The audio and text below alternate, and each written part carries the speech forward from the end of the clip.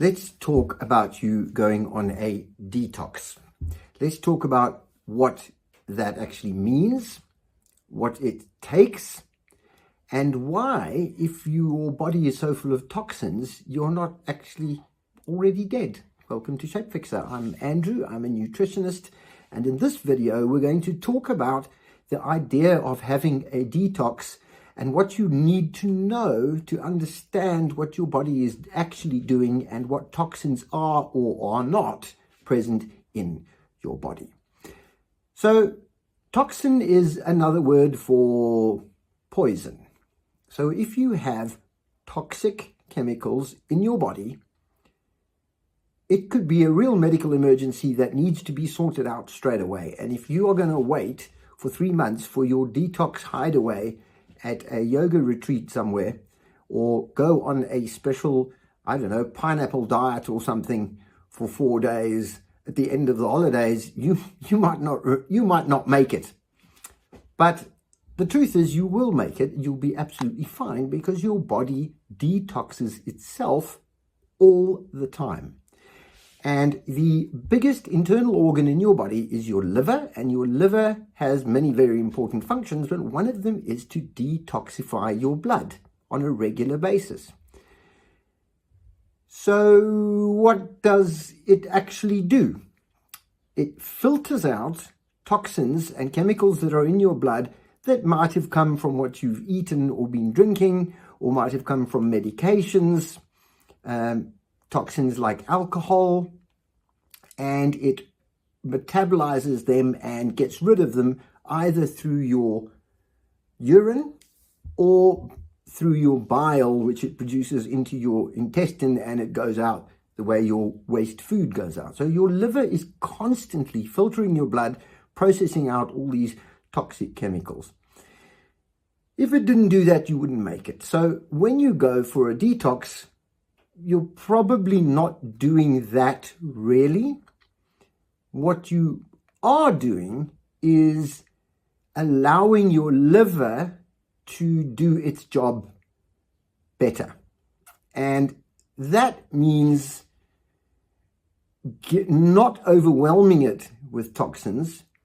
So on a detox regime, you would typically not be eating very much, or you would eat a very limited variation of foods. You would probably you'd certainly not be drinking alcohol. And really what you're doing is you're giving your liver a breather to just get a bit healthier so that it is more efficient at doing its job. So you're not technically detoxing yourself. You're just standing back and saying to the body, okay, I'm giving you a gap here.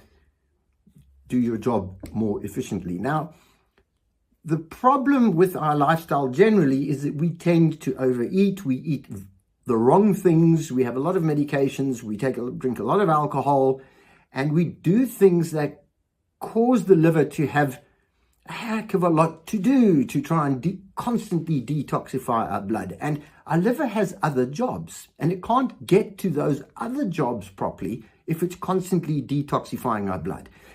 And it's the inefficiency of doing those other jobs that make us feel not very well. And so we've been sold this idea that you don't feel well because you're full of toxins. No, you're not full of toxins. Your liver is getting rid of the toxins. You're not feeling well because the other jobs that the liver has are not being done properly. And those are things like your liver has a vital role in digestion. It has a vital role in nutrient storage. It has a vital role in blood sugar regulation so that you don't end up with diabetes every time you eat a biscuit.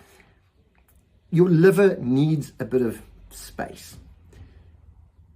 When things go wrong with your liver, because you've been overwhelming it with alcohol, with fructose, and fructose, let me tell you, is a particularly dangerous form of sugar. In fact, what your liver does with fructose is the same chemical pathway that it uses to break down alcohol. Fructose is toxic, and fructose is found in table sugar. It's found in fruit. It's often called fruit sugar, and it is found in processed foods which have been sweetened, particularly processed carbohydrate-based foods. So all those things will make your liver overwork and become inflamed. Now, there are various diseases and various problems that your liver can have, which will reduce its ability to function properly. One is hepatitis, which is a viral infection.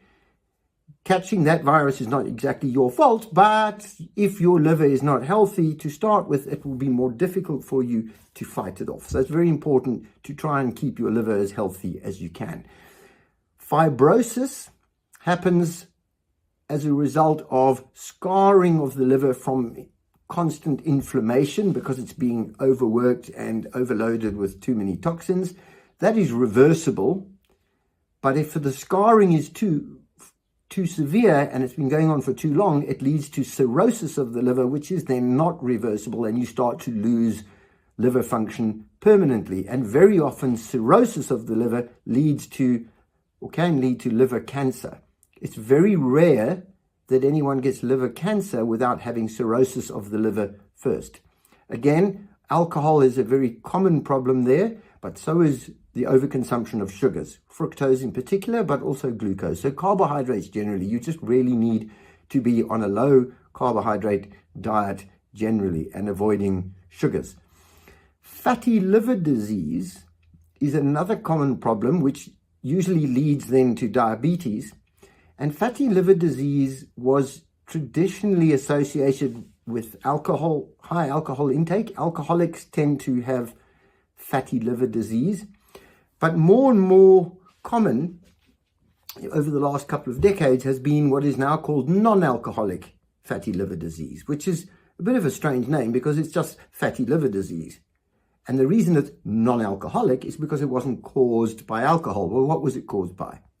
Sugar, fructose. Again, fruit sugar, which makes up half of the table sugar that you use. And fructose, corn syrup or cornstarch is used as a sweetener in most processed foods. And because that's been on the increase, more and more people are getting fatty liver disease without actually being alcoholics.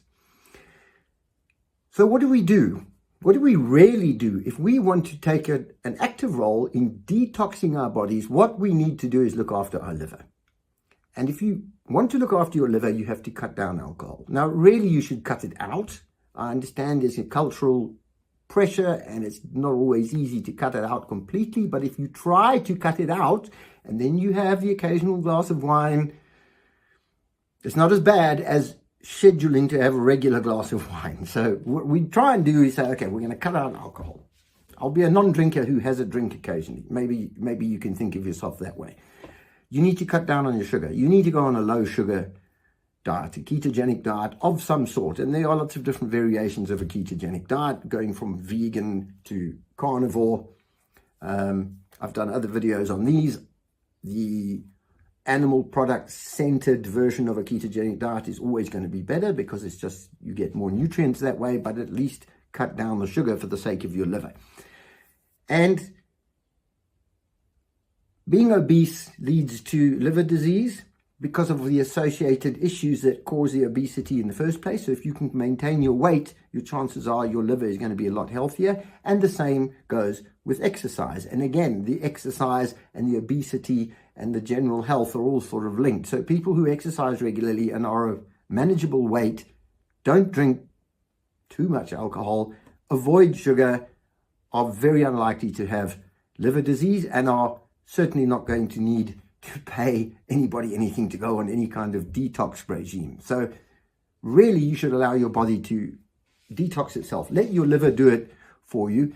Have your liver tested on a regular basis. When you go for blood tests, make sure they do a liver panel, because unfortunately, most people get their liver function tested once they're sick.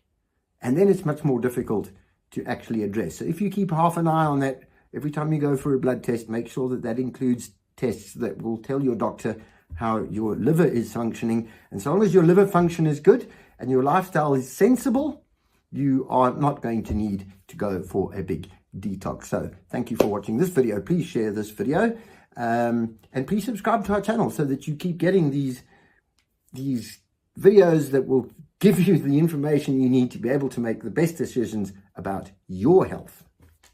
Oh, hey, one last thing before you go. If you enjoyed this video and you get value from our videos, you should consider becoming a member of the Shape Fixer Club for additional content and further benefits. Just click the join button below this video to find out what that's all about. It would be great to have you on board.